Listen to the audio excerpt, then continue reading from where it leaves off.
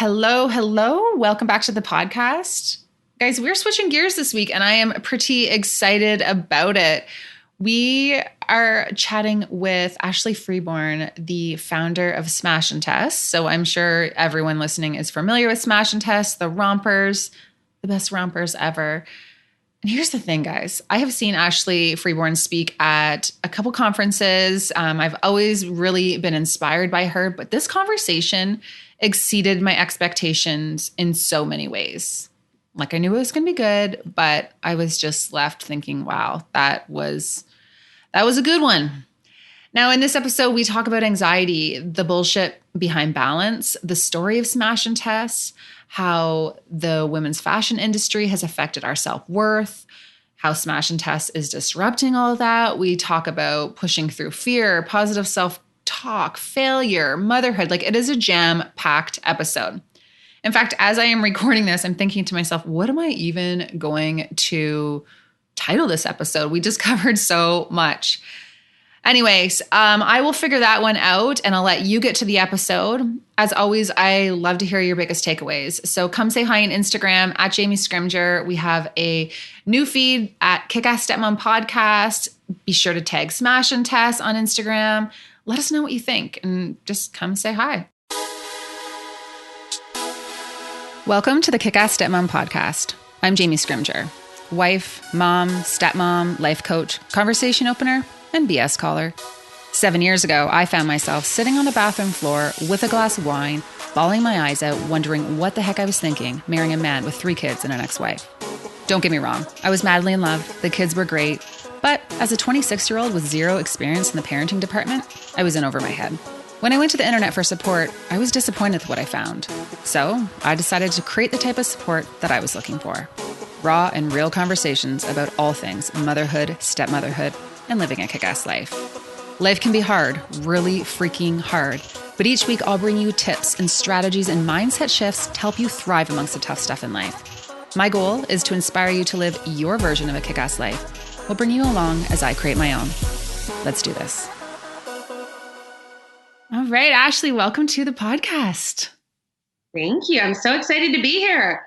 Yeah, I'm so excited to chat with you. I was doing a lot of Googling and a lot of researching on all things Smash and Tess over the last couple of days, just kind of prepping for this. And I loved learning about you and your story because it's not just about the Rompers. Like it's about the Rompers, but it's not just about the Rompers. Right. You got it. You're absolutely right. We're leading the romper revolution. It's so much more than rompers. I love it. All right. So let's, to start, can you just give us a little bit of a rundown on, I guess, you and your story and how you got to be leading the revolution of rompers? Yes. Well, I mean, it's a long and convoluted story, so I'll make it as short as possible. But I was a high school teacher for 10 years. And what I loved the most about that was community building and the connections that I was able to create with kids and giving them a safe place. And so much of why, my why, as a teacher has been parlayed now into Smash and Tess. So I started Smash and Tess. Business plan came together in 2014. We went to market in 2016. And all the while, I actually dabbled in corporate life, and I joined finance and did culture, talent development in finance for a couple of years. And then finally, I was brave enough to just really take the leap into Smash and Tess. And to be honest, I probably could have done it earlier, but I love a good safety net. So it took me a while, but I was a teacher for 10 years and then launched it in 2016. So now Smash and Tess has been in the market for about 5 years. And somewhere in between there, I also immigrated to the United States. So I've been going back and forth from Los Angeles to our headquarters in Vancouver, BC for the last couple of years, but not over the last year. I'll tell you that. I've been stuck here. So. Oh, okay. So where are you stuck right now? I'm in LA. Yeah. You're in LA. Well, you know what? You have a lot more freedom than we do here. I know. I mean, it was a pretty intense year to be in Los Angeles with, the riots and the protests and the COVID being such a hot spot. And we had a premature baby during all of that. So it has been one tough year, but because of vaccinations, obviously things are finally opening up. So, you know, it's been, I mean, it's been great, really, the last little while. Yeah, it's been kind of a crazy time, right? Because there's been, I feel like for, you know, a lot of entrepreneurs and people I'm following online, and there's been a lot of businesses grow and, you know, communities develop and relationships happen and just like really important conversations. But then it's also been this really tough year at the same time. Mm-hmm. But it's been a year of just, I think, personal growth for so many people. Totally. I mean, I think we all taught ourselves so many things. It's like the incredible capacity for resilience and just, you know, it also, I think too, for me, it's like how important family is and how much, you know, I was able to just go back and forth and see my family, and now not being able to see them for so long has been like so painful. And I'm like, wow, I will never take that for granted ever again. I'm going to squeeze them all when I get there. I know. You know what I was saying to my sister, because I'm always the one who's late for family things. I'm always late. And well, because they always like to get together so early. But I just said to him, like, I'll never be late again. You know, I will cherish this time. I miss you guys so much.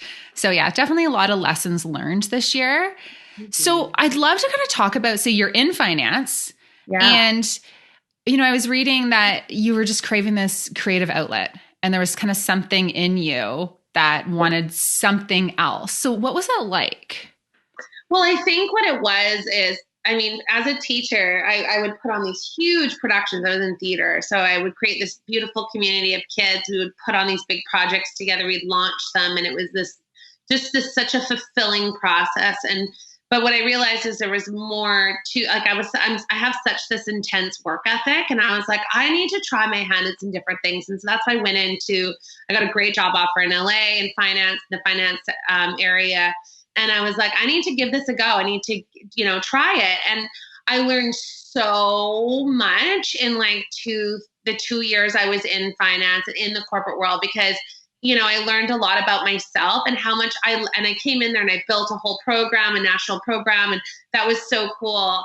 And I realized, gosh, I love building things. Like that was where I realized like my heart is like, I love to like work together collaboratively and build things. And so Smash and Tess, really, it wasn't that big of a leap. Like, I know people are like, it's so weird. You were a teacher, then you were in finance, and now you're in fashion. And I'm like, it's true, but like you said, we do so much more than Rompers. So really, Smash and Tess is rooted in like a very, very deep connection to community. And then the clothes are just the avenue, you know, like they're like the way that we get to celebrate and surprise and bring joy to women worldwide. So, but I will say, like, I still have this section of my closet of suits from my finance days, like. And I'm like, I need to let it go. But again, that goes back to being an imposter, like in the entrepreneurial world. I'm being like, am I just going to fail tomorrow? I might need my suits. So like, I'm keeping them, but I'm like, I'm so happy I don't have to put them on every day anymore. I'll tell you that. Yeah. And you know what? That's probably, that's just so much more than the suits, right? Because, you know, I also read that you're talking about, you know, you get to a point where you're like waiting for the shoe to drop. Like, is this too good to be true? Like, is this actually happening? And self-love and self-talk is something that's super important in kind of keeping that negative self-talk at bay, I guess. So what's that like for you? Because you talk about how you're super conservative and you want to have that safety net, and the entrepreneurship, like it's not predictable, right? Like you don't know what tomorrow will bring, really. So what's that like for you in terms of keeping that at bay? I mean, it's so much. I think what it is like you're always going to have fear. And I think a lot of really great entrepreneurs and successful entrepreneurs, it's that fear that like actually drives us. And so I think recognizing that it exists and it's there, and you probably, for me, it's how I reframe it. And I look at it like, it is an indication that I am evolving, you know, like that fear that I feel so viscerally at 4 a.m. when I'm trying to solve the world's problems. That fear means that I'm becoming a more dynamic, well-rounded human being. And so really I should learn to kind of embrace that fear. And it's actually when I'm feeling like like things are a little too still. I'm like, whoa, have I stopped learning and growing and stretching? Because I don't want to stop doing that. So I've reframed it. I've acknowledged that it exists and that it will likely always exist, but it's about how I feel about it now. It's like, it's almost, and it goes back to that self-talk. It's like, I'm feeling this anxiety, I'm feeling this fear, but that's okay, Ash. That means that you're growing, and you know, to like, it helps you sort of compartmentalize it and recognize it and keep going, you know, so it doesn't stall you or it doesn't consume you. Because yes, I love a good security blanket. Like, I'm not going to lie. Like, this is why I was a teacher. This is why. So I never want, people are always like, when did you know you wanted to be an entrepreneur? I'm like, oh no, I never knew I wanted to be an entrepreneur. I would argue I went into it kicking and screaming. I was like, I just had an idea and I had a vision and I had a hole in a market. And I was like, I want to do this thing. But it wasn't that I wanted to live the lifestyle of an entrepreneur. You know, I always thought I would just have my career and then also do this. And then I realized, wait a minute, this is so much bigger than that. So I need to actually just go head first into this thing and give it all that I have. But it was terrifying, like really scary. Was that how you always looked at fear? Or did that evolve through this process? Yeah. No, that evolved. I don't think I quite understood it. I'm a very anxious person. Like, I would say I'm high strung. I have a lot of energy, and I think that energy allows me to have built what I have built, and I'm very grateful for that. But the flip side of that coin is I have a lot of restless nights. I have a lot of I have a lot of tension in my body. I have a chronic illness. I kind of think that anxiety fuels that chronic pain I have. So it's not like I've mastered it by any means, but I think the more and more and more I've chosen this life for myself, and I've kind of like recognizing the important mission I'm on, the more I'm like, this is not sustainable to let this fear sort of like overtake me in that way. And so it's been sort of a learning process, a really deep, you know, learning process with myself, where I'm like figuring out how to channel it for good, you know, and not let it sort of tear me apart. And it's a process. Like, I'm not going to sit here and be like, oh, I am Zen. Like, I have not, you know, it's a daily practice. So, yeah. I know I have anxiety too. And you're describing yourself. I'm like, yep, high strung, I get a little anxious, always have energy. I don't know about you, but I constantly have like a post going on in my head, or like a what's next. Try to take the day off, and then all of a sudden I'm like redoing something on the website, or just, you know, something comes to me. So I totally get that. When you feel like you are getting wrapped up in all of that kind of stuff, and like that the fear and the anxiety, do you have anything that you do? Like, do you have a support system that you speak to, or have you, dove into the personal development space or therapy just to help you kind of get to that point? Yeah, someone gave me really good advice recently, and it's been something I've been trying to practice throughout the day. And it's not so much in the moments when I feel the fear and the anxiety. It's actually just more of like a daily practice that helps me get to a more present place. Because what you're really talking about is the same thing I struggle with. And I actually think that's probably what makes us entrepreneurs, and because we're like, go, go, go, go. Yeah. And so what's next? Yeah. What's next? You're now, it's hard. You don't celebrate now. You're like, well, that's great, but I got to focus on what am I doing 4 months from now? Because I got to get that lined up so that I can continue this like never ending cycle. But like, so the advice I was given was like, in the day, because we're so much living in the future, it's like in the day, pick 2 moments, whether it's just simply you're in the shower in the morning. And instead of being in the shower in the morning with your body's in the shower, but your brain is like, oh, I gotta answer that email, I gotta get a coffee, I gotta get the kids ready for school. Like, instead of going there, actually just like be in the shower, like with your mind, like feel the water, like take a breath, like shampoo your hair, but think about you shampooing your hair. And it was like, and I remember that was so like, I was so revolutionary for me. I was like, wait, what? But no, that's when I do all my like. And she was like, no, I need you to just like, it's about just rooting yourself in the now. And it doesn't mean you have to be like, I am meditating, because I'm a terrible meditator. Like, you try and get me to sit somewhere still and like just breathe. And I'm like, yeah, it's probably not going to happen. So this was a very workable option for me. And it was like, it's doing the same thing. It's just saying, hey, whoa, calm down, stop. Just be right here, right now for a minute. Give me 2 minutes. of just that. And I found, wow, that really did sort of set me on the right path for the day. It really did kind of like put things in perspective for me. So I found that really helpful. That's just one way that I cope daily. Mm-hmm. It even like brings the heart rate down, right? It's like, chill, just stop. No down. Yeah. Yeah. I've always wanted to meditate. Like in my mind, I want to be the person who meditates every day and just is so grounded and all of that. So here's a little thing. I've been thinking about it and really trying to do it. So do you know the Calm app? Yes, I have it. Do you have it? Yeah. Okay. So the Calm app, they have like a 2-minute anxiety release or a 3-minute anxiety release. So I just started doing that. 'Cause honestly, I was like, I don't have 20 minutes for this. I can't, I can only like observe so many of my thoughts going by for 20 minutes before I have to take some action on it. So I'm starting small, but it's a 2-minute, or then you can go up to 3-minute. And the other day I was getting a little worked up and a little like freaking out about just like all the things and what's next. And I really did do it. And I think because I knew I didn't have to commit to too long and it brought everything down. So you should definitely try it. See how it works. Yeah. You know what I feel like I've listened to on that? I think it's the same app. Matthew McConaughey has like a story. Have you ever heard it? Yeah. And he's like, I don't even know what it's about, but you put it on and like when you're asleep, it's like, and then the trees are swaying and you're like laying in bed and you're like, okay. And it like helps my mind get focused on something else. So I'm going to try this 2-minute anxiety release because I can do anything for 2 minutes, Yeah, no, for sure. My kids listen to that before bed too, like the nighttime stories. If you're like, you need to go to bed as soon as possible, that really works well.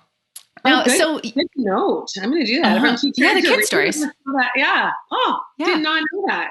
Okay. There you go. Mm-hmm. So I want to go back to something you said. You said there was a gap in the market. Yeah. So can you unpack that for me? What was the gap that you saw? It wasn't just one thing in particular, but I felt like it was not only the clothes, but it was also the avenue. So for me, and I did this like crash course at Condé Nast College of Fashion and Design in London.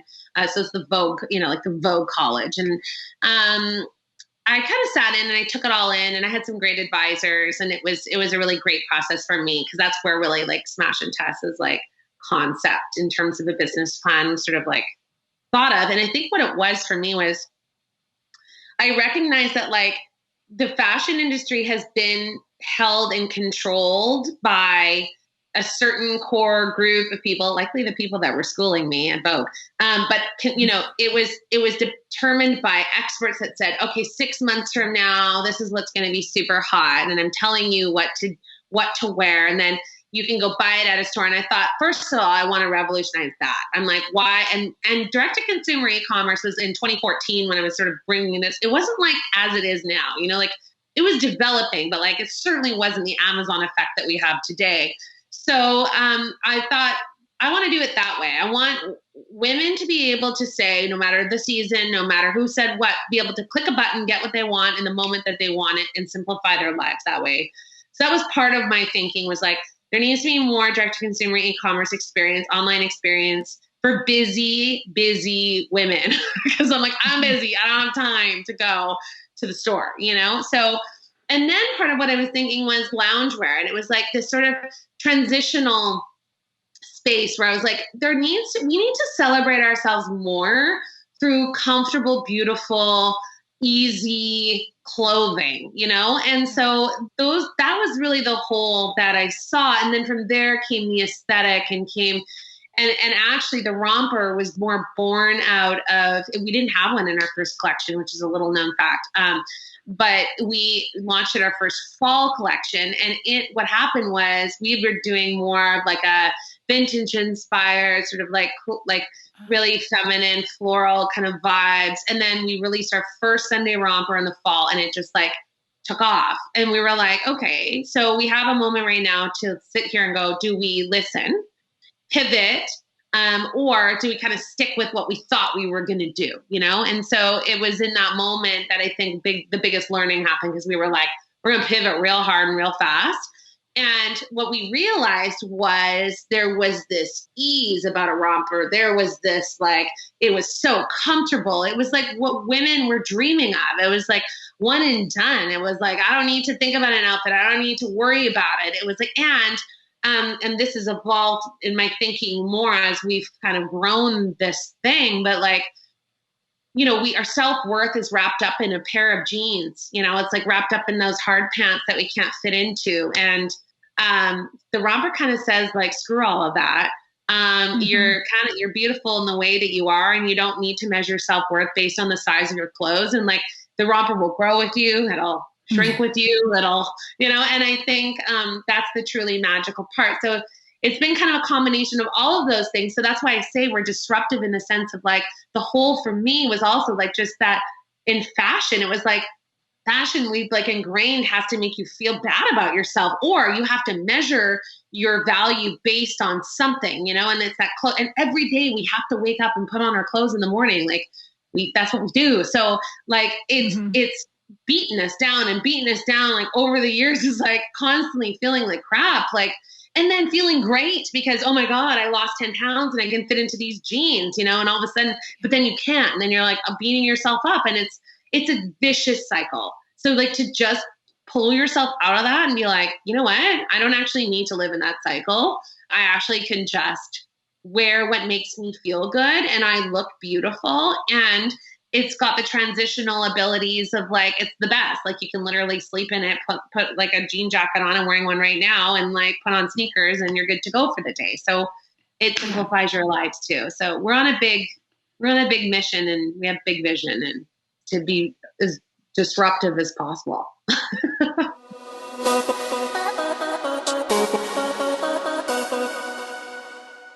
All right. If you follow along on Instagram, I love a good hoodie. I love a good plain shirt. I love a good plain sweater. I love a good neutral. I'm really about keeping it simple when it comes to my wardrobe. And I love to dress Reese the same. That's why I'm so pumped to partner with Austin Oaks. Guys, when I first had Reese, I struggled to find cute clothes for her because I felt like all of the girl clothes had unicorns and butterflies and sunshine and all those things on them, which is totally fine if that's your style. But I like to keep it simple. So when I stumbled upon Austin Oaks, I was sold. It's a unisex clothing line for everyone in your family. Austin Oaks items are designed and manufactured here in Canada, made from high quality, ultra soft bamboo cotton that is eco-friendly, sustainably sourced, and so freaking soft. Seriously, plain, solid, high quality pieces for your whole crew. Personally, I am obsessed with their adult bamboo hoodie in ivory and the bamboo crew in gray. And I just ordered Reese the same. You should see the cute outfits that my sister Britt got my nephews. Guys, I can't tell you how obsessed I am with all of their pieces. Cool thing is, Austin Oaks ships to both Canada and the US. I highly recommend checking them out. You can get all the information. Go shop at www.jamiescrimger.com/Austin Oaks and then use the code Jamie10 for 10% off your order. Seriously, do yourself a favor, get yourself a comfortable hoodie. It's going to be perfect for those cool summer nights. You're welcome. So I'm all about inspiring you to own your choices and be the expert on your own life and improve your relationships, et cetera, et cetera. I feel like I put out some pretty deep game-changing content. And you want to know one of the most common questions that I get? What deodorant do you use again? Yeah, a couple years ago, I went on a mission for a natural deodorant, and I found one that I love from Primally Pure, which is a female-founded company that handcrafts 100% natural and non-toxic skincare products. Naturally, I shared it on my Instagram stories, and that was it. The weekly deodorant questions have not stopped since. So if you are looking for a natural deodorant, Primally Pure, I highly recommend. And I also have a discount code for you. Use Jamie10 at checkout and you can save 10% on your order. www.primallypure.com. I use the charcoal deodorant, but there is a quiz that you can take to determine which deodorant is best for you. And they have a huge line of other natural products, which are also super amazing. So check them out. www.primallypure.com. Use the code Jamie10 at checkout. After years of requests, I finally did it. I finally added a Shop My Faves section on my website.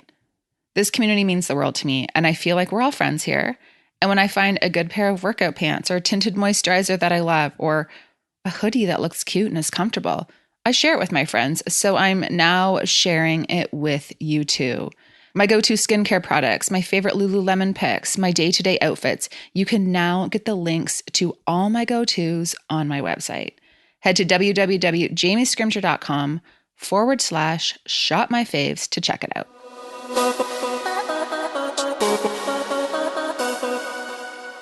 Now, when did you decide this was going to be big? Because all the stars are wearing the rompers. Like, there's big names. You're featured everywhere. Like, everyone's talking about these rompers. So at what point were you like, or were you always like, this is going to be huge? Or did you get to the point where you're like, holy shit, what is happening? Like, these people are in our rompers. Oh yeah. I mean, that happens every day. Like I've had so many pinch me moments. It's just been the wildest ride, but no, I didn't think, I mean, I'll say this, we set ourselves up to be big. Like we did do our due diligence. We made sure our branding was on point. We trademarked, we had our legal, our financial, but I honestly thought I was going to always just kind of have my career and then do this thing that I love, like when I had time and then it just took on sort of like it snowballed. And as it was snowballing, I was like, is this happening? And it's like, I still am like, do I really get up and do what I love every day? It's the most remarkable, incredible, intense feeling of joy to know that like Monday mornings are like the best time ever. I love Mondays. Like they're my favorite day of the whole week. And so, no, I had no idea it was going to be what I did every day and what I love to do. And I had no idea I would be partnering up with Hilary Duff or like seeing my clothes on Gabrielle Union every week. And like, these are the things that like what I love, and I love it. Those are the pinch me moments, but I'll be honest, it's actually for me, the biggest thing is when I see like Christmas mornings and everyone's wearing rompers or like this, I got a 95-year-old Nana wearing a romper and she was obsessed. It was so soft. It was so comfortable. Weddings, like being, women are getting ready for their big day with their best friend. Like these are the things where I'm just like it like hits you so hard. Cause you're like, it's the celebs are cool. And it is very cool. Don't get me wrong. Like it's such a great feeling. But honestly, when I see a woman, a busy mom carrying 3 kids and wearing a romper, I'm like, that's really, really freaking cool. Like that's the part where I'm like, that just like motivates me so much to keep making and keep designing and keep innovating. Like, so that's the why. That's totally the why. Yeah. That is the why. Now, it's not always, like, you're talking about fear with entrepreneurship because you're saying, it's the fear that drives us. And that really, when you said that, I was like, yes, that's, I think the difference between someone who's an entrepreneur and someone who's not, because it's freaking uncomfortable sometimes. Like it really is this kind of nonstop roller coaster. When you say the highs are high and the lows are low, what is that like for you guys over there? Because I think it's a little bit different in everyone's different space. Yeah, I mean, it's funny. Like I once had someone sort of accuse me, like, "Oh, you come from a place of fear," and I was like, "Yeah."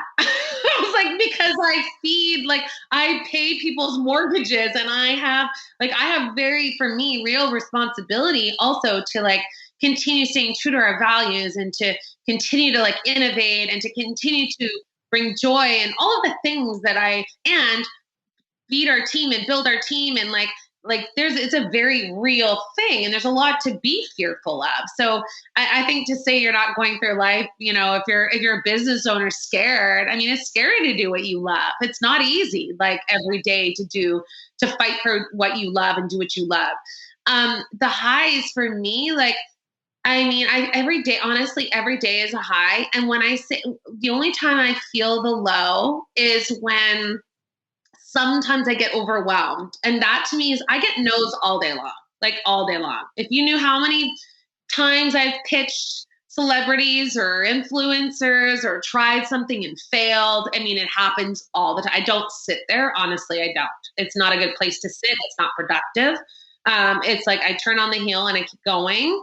The lows for me are when I'm feeling like, and sometimes it could be at the highest point. Like it could be like, we've got a collab and we've got a launch and everything's great. And I'm feeling low because I'm feeling drained. And like, and that can be a vicious cycle of like, because if you have a lot of energy and if you are so future focused, sometimes you just keep going. And one day you're like, oh my God, I'm so out of balance. Like I'm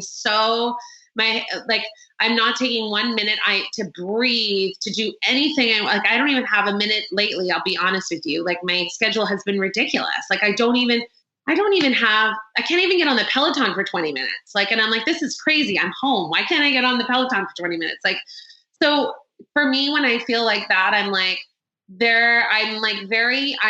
recognize it and I'm like, I need to fix it. Like, that's where my lows are. I'm like, it's so bad that I'm now like, whoa, like recognizing it. And I'm like, that's where I'm like, I usually say it out loud because then I'm like, I'll tell my husband, I'm like, I'm out of balance. Like I am out of balance and I'm not being as productive as I can be because I'm overwhelmed. Like, and I'm getting really good at like being like, I need help. I'm spinning my tires. Yes. It's like, I am feeling like no matter what I do, I can't break this sort of like cycle. And so I think that's that part of me being like on my journey and being a more aware of who I am and my thoughts and feelings and my capacity, and like being able to be like, yo, I need help. Like, and I think as a mom, as a business owner, as any, like, you've got to be okay because you can't. And I love doing like all the shit by myself. That's how I am. I'm but me too. I just do it better. Right? Just joking. I'm joking, but not really. But I'm not really. I know everyone's like, why don't you have an EA? I'm like, because then I just want to just do it myself. Like that's kind of how I am. It's terrible. One day I will learn to let go. I will. Mm-hmm. Someday. Yeah. No, I got it.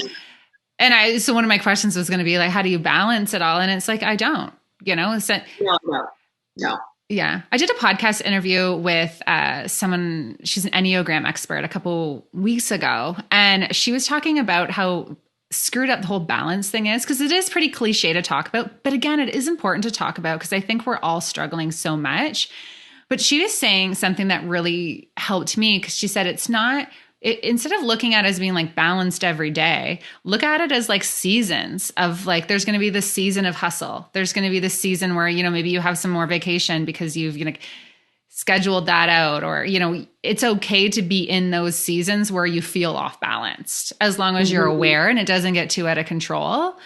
Yeah. But that whole like elusive target of like, let's be balanced all the time. I think especially in entrepreneurship, because it doesn't turn off. No. It's like another pressure to put on your to-do list. Yeah, I totally agree. And people always ask me, like, how do you balance like work and life? And I'm like, I do not balance. You're like, I'm actually taking suggestions right now. So if you have anything to provide, I am all ears. Yeah, you let me know. But like, also like, I don't know. I'm like, I like work. I like what I do. So I'm just like, why do I have to be like, people will be like, you need to really unplug and go take a vacation and be off for 5 days. And I'm like, that's literally my hell. Like, I can't, that's not going to make me feel better. It's just not. Like, yes, sometimes I go on vacation and I'll be like, I'm answering emails in the morning from like 9 to 11 and then I'm off for the day. Like, but you got to do you. Like, whatever feels right to you. All I think about when I'm away is like how many emails I'm going to have in my inbox, and then I just get stressed out. So everyone's different. Like, you know. Sometimes I wonder why we try to tackle our inbox, because then all of a sudden it's the same as it was, and it just keeps filling up. It's like this ongoing circle. But yeah, what balance looks like for one mom looks different for someone else, and that's again, it's like. I was talking about this a while ago. It's like self-care and balance, and online it's all about moms need to do this, moms need to do that, and you need to be balanced, and this is what self-care should look like. And then you do it, it's like you're not doing it right. That's not balance. That shower you had that felt so good because you took time to actually shower, that's not self-care. it's like, okay, I get it, but maybe that's self-care for me today. Like that's actually kind of where we're at right now. I didn't actually realize how optional showering was going to be. But it did become that. And Yeah. screw you. Like you don't get to tell me that wasn't self-care for me. Right? 100%. Meditating self-care for you. That is like torture for me. For right? you. So yeah, I 100% agree. And that's what I think this year has also taught us is like, we just got to do, you got to do you, like you're going to do whatever you got to do. This is your life and you're living it day to day. And if I need a babysitter on a Saturday because I've worked so hard Monday to Friday that I haven't even have 1 second for myself, then I will hire a babysitter for half of a day so that I get to unwind. And that doesn't make me a bad mom. It just makes me like, it just means I'm self-aware and I know that it's time for me to have some downtime, So it's like, whatever you got to do, that's what you got to do.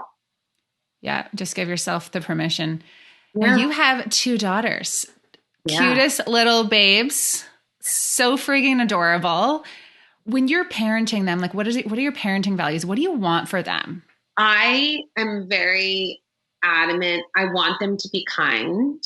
I had a bad bullying experience growing up in my childhood. And I'm like, above all, the world needs more kindness. And I think with that comes empathy and compassion and understanding, all of those things that will, alleviate some of the biggest pains we have right now. And you see it, day to day and what's going on. It's just, I want my kids to be world citizens. I want them to have big hearts. I want them to love unconditionally and I want them to care for people. So that's what I am trying so hard to instill in them. And I grew up with a working mom and she was in finance. She was a pioneer in the 80s, 90s, shoulder pads and all. And it was hard. It wasn't always easy. I mean, did I want my mom to pick me up from school like the other moms? Sure. As a kid, I wanted that. But there's a lot of things in when you're small that you want that in the moment you don't realize the bigger picture. And I think, my mom showed me what it meant to love something so much, to love, to have a life, to have, her own goals and aspirations and passions and like follow those things. And so she instilled that in me growing up. And now I'm instilling that in my kids, and that's important to me too, is like, I want to raise 2 very strong women who are going to do exactly what they want to do in this world and never think for 1 second that they can't, and I think I see the difference from people raised like with moms who maybe were at home or maybe just weren't happy, and like, don't get me wrong, like an at-home mom, holy smokes, like that has got to be the hardest job. I can't do, I'm going to tell you right now, I can't, like I'll be home for a few days and I'm like, I'm so tired. I'm so exhausted. I'm so depleted. So like, whatever it is, if you're an at-home mom, just if you love it, if that's your dream and passion, that's what you instill in your kids, So I think that's all I want to do is I just want to model for them what it means to do whatever it is that they love to do. And I don't care what that is, as long as they're doing it with kindness, compassion, and passion, then I'll be happy. Mm-hmm. That's so important. And I like what you said there, if that's what you want to do, because I think there's so many moms who are still doing things the way they think they should be doing it or the way a good mom should be doing it. And there's just so much self-sacrifice still in the motherhood space. It's just, you can do what makes you feel happy. And when your kids see you do that, they're going to grow up and be like, think about your daughters. Like, you have this global brand with Rompers, right? If you really like bring it down, how cool is that? Like what you've built, right? And if you like, my whole career is based on being a stepmom and just like talking about it online and coaching people. Like I never thought that was a job. You probably didn't think you were going to do this when you were teaching. And that's such a cool thing about raising kids right now, like with Google and everything. Like you can learn whatever you need to learn online instantly. Like it's right there for you. And I just think it's so cool because there's this generation of moms who are like changing the conversations, raising these girls. It's like it's just getting started. Like it really I is. totally agree with you. And I think too, like reason I didn't think I'd be an entrepreneur in high school is because I didn't see that readily as available. Like I'm that millennial, they call us zennials, where we're like, we weren't digitally native. Like we weren't, I learned how to go on the internet. I think I was 16. So Same like here. we didn't grow up with that. Right. So we're different than the typical millennial because we didn't have that. Like, and so for me, I didn't know, even the thought of business, even if you went to school for business seemed scary to me. Cause I was like, that's not a for sure thing. Like, I'm not going to come out with a job. Like, and now when I remember I sat on a panel with, Tara, she was the founder of Smart Suites. And she was like 23 or something. And I was like, she's talking. And I was like, damn, like you're so smart and you're so ambitious and you're so like, you're going to take over the world. Like, I remember thinking like, this is so cool because when I was 23, that is not a world I envisioned. It's just not, I was told all the time, get a job, go to get a degree and get a job, like it was never. And now with social media, I mean, women are being raised and they're like, oh, I could start a business. I could start a brand. Why not? I can build a website too. And I can these are the skills people have. And it's that hustle like culture. It's that it's cool. It's really cool to see. And I think it's an exciting time, like for women, like it's like, I'm so inspired and motivated by this generation of women coming out being like, I'm going to do it. I'm going to do my own thing and I'm going to kick some ass. Like, it's pretty cool to see. So cool. Last question for you. What's it like working with your mom? Because your mom's part of Smash and Tess. She is. Yeah. It's cool because I like to have, this is the thing with my mom is she's still actually president of a big company. And so she's not in my day to day, but what I love about my mom is that like, she sees me to mop up the tears. Like she's the one where I'm like, I can't, this happened. And that, and like, she's like, okay, this is, and like, I'm going to be honest, like I'm in a very pivotal time of my leadership. And so it's not just wrapping Rompers anymore. We've grown from like 2 people to like, we're going to have like 70 by the end of this year, team members. And I'm like, I'm leveling up. Like I got to level up. Like it's about like, how do I, as we hire a C-suite and an executive team and we grow, it's like, I have a mom who knows the business, but also knows what it's like to lead 200 people and to inspire that many people. And I'm so lucky that I get to pick up the phone and be like, Mom, like this thing happened. This is my gut. She's like, trust your gut. That's what I would do. Just having that, like, and that's the big, honestly, for me, the biggest impact she makes is just like getting to mentor me like in that way and helping me do all like with all the support so I can be a little braver, so I can, make these decisions. And I know full well that she trusts me and believes in me. And like, and so I'm almost like, she's almost like my coach, and I'm really lucky. Yeah. And she probably doesn't charge you. Coaches are expensive. No, it's free. That's childcare. So, I mean, it's a win-win. Yeah. Your mom is a badass and she is sweet to have around. I love it. All right. Yeah. To wrap it up, what's next for you? You're just talking about you're leveling it up. You guys are growing, but what can we expect from you in the next? World domination. That's what we're going after. Complete global expansion. I am serious about us being on a mission. And I'm like, as we continue to build this incredible team at Smash and Tess, everyone is so frigging committed. We're like, we are going to be everywhere. And it's time, like you look at these brands that have made global impact. What do they do really? Like, what do those brands do? They're not giving back. They're not making you feel great. They're not. And I'm like, why can't we take over the world like that, but actually spread joy, like actually, and give back to our communities at the same time and produce responsibly and ethically? Why do we have to compromise all of those things? So global domination, one romper at a time. Mm-hmm. You don't, and you will. I cannot wait to see. Yeah, I'm just, even just talking to you, you should be very, very proud of yourself and everything that you've accomplished, because 5 years, you said? Yeah.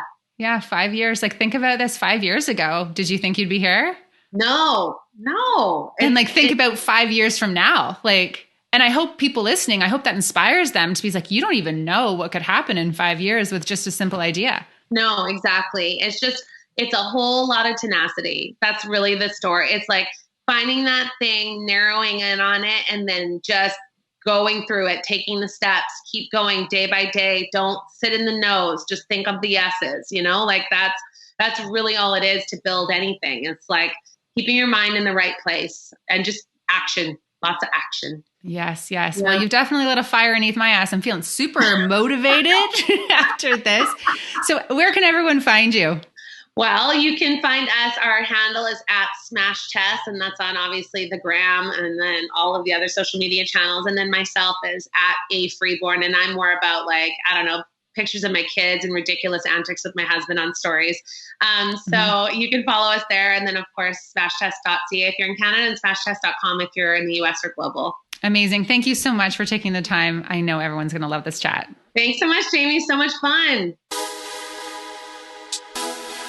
Okay, guys, if you like this podcast, please do me a little favor. Take a second and subscribe on iTunes, and then screenshot this podcast, give it a share in social media, and tell your friends what you think. And hey, don't forget to tag me so that I can thank you for helping me spread the word. Thanks so much, and I will talk to you next week.